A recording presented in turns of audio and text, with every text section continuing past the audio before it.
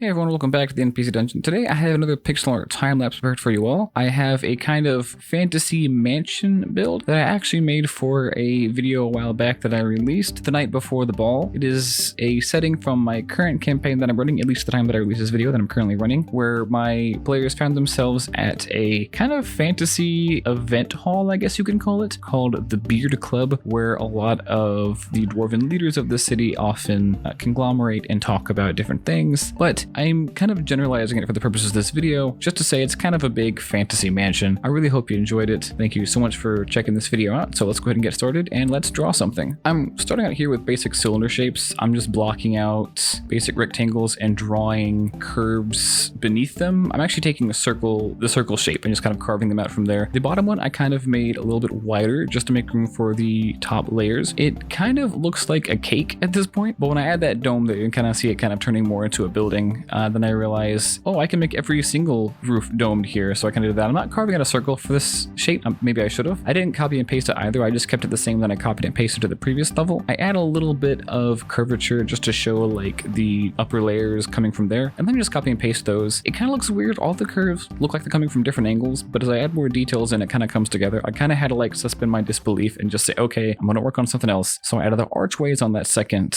layer there. I kind of distort them as they go to the edge to show that this building is kind of curved. I do the same thing with the windows. I only distort the windows to the side on the top layer just to show, again, the building is curved. I took the top parts off of them, the top corners rather.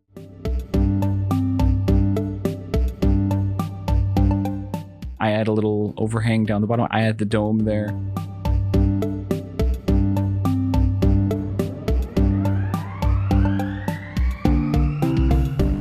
I realized the bottom was kind of bare, so I decided to go ahead and add a bit of a porch to it, just kind of like an entryway. I put the door right at the edge of the porch, then I was like, wait a second, that wouldn't be there. It's not just sitting on the porch, it's going to be attached to the building. So after I add the staircase and add the back part of the porch, I kind of pushed it back a little bit. A lot of this is very like as I go, I just kind of figure things out. I realized, well, you might want pillars to hold the overhang up, and you might want windows to decorate the rest of the floor. A lot of it's very stream of consciousness when I make this stuff. Obviously, yes, I have my reference images there to kind of help me realize what certain roof shapes would look like, what certain pillar shapes would look like. But then when I actually put that into the piece, it's very stream of consciousness. I tried to change the curvature of the roof of that bottom layer there, but I didn't like it, so I just ended up accidentally deriving the same shape. I think I got it a little bit wrong, but we'll see later on. I'm designing a bit of a dormer there to the side before I actually add it to the building, just so I don't distract myself from the actual building itself, so I don't like am drawing weird lines and forget what I'm doing. I size it down. One of the things I do when I make pixel art is when I make something, I'll just kind of freehand it, and then I'll make it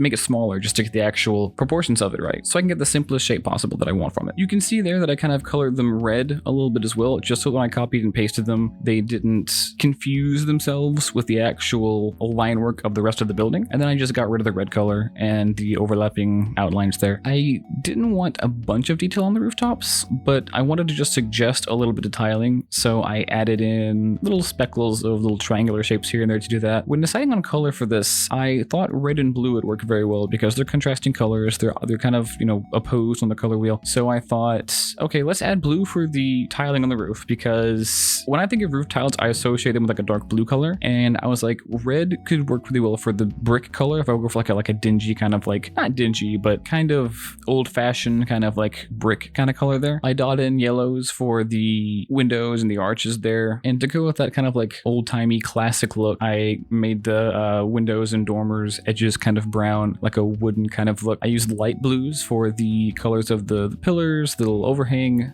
the top of the dome, just little stuff like that, just to give it a more like refined kind of shinier, I guess, kind of look. And speaking of shine, there are highlights for that color right there, just kind of show that these are curved cylindrical shaped pillars. I'm adding highlights here for the golden trim along the different layers of the building. I didn't add just one color, I added a couple because the first color didn't look shiny enough. Plus, I know with specular reflections, a lot of these metallic colors are going to have more tints, more shades on them. And as you see, when I did that, a lot of the colors for the windows looked very dingy in response. They didn't look quite as bright anymore. So I lightened those a little bit. Now I'm starting to add my outline colors. I find when I start adding my outline colors in, to me at least with my style, that makes it look more like pixel art, more pixely, I guess, if that's the word I can use there. And I did that for the golden trim along the rooftops, the outline colors for the pillars. I kind of went a little crazy with it here, but I'm really happy with how it turned out. It's really interesting to look back way I can see your kind of shading pattern that you use for the outline color there. I don't do it like line by line. You see for the staircase, I did it kind of like just in general right to left, just because those are the colors I had at the time. You can see the light source that I used just based on the reflections on the gold trimming between the layers of the building there is kind of,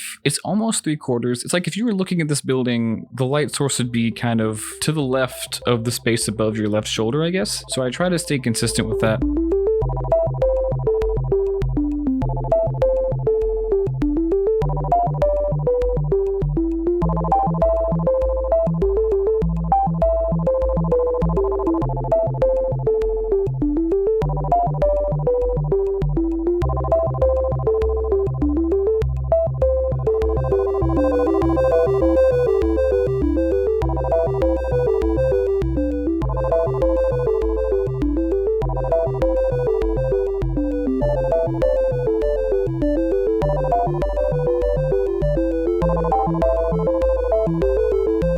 I add a little bit of reflections just beneath the windows to show like light pouring out of the windows, to show the light from this 3/4 perspective kind of hitting those areas of the rooftops, shadows behind the dormers as well.